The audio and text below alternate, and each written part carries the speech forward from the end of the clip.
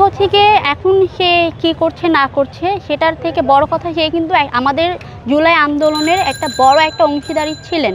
তো সেই ক্ষেত্রে তার উপরে এরকম নির্মমভাবে হত্যা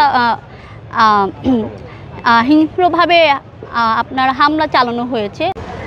আচ্ছা, আমরা গতকালকে দেখলাম যে আমাদের আইন উপদেষ্টা আসিফ নজরুল সে হচ্ছে কি ফেসবুকে পোস্ট করেছে যে কালকে বিপি নুরের উপর যে হামলাটা চালানো হয়েছে সেটার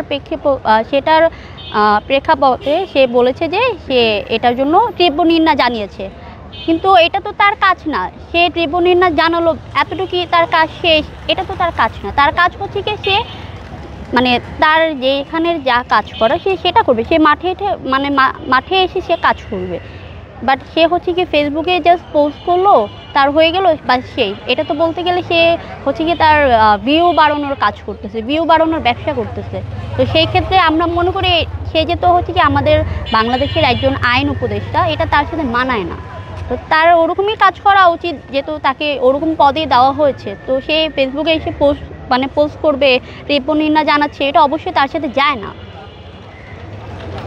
আচ্ছা, আপনি কেন পদত্যাগ চাচ্ছেন সেই বিষয়গুলো বলবেন? জি, আপনি কেন পদত্যাগ চাচ্ছেন চুপ্পু সহ সবার? আচ্ছা, চুপ্পু হচ্ছে গিয়ে বলতে গেলে সে হচ্ছে গিয়ে এখনও হচ্ছে গিয়ে আওয়ামী লীগেরই হচ্ছে গিয়ে প্রেমে মুগ্ধ হয়ে আছে।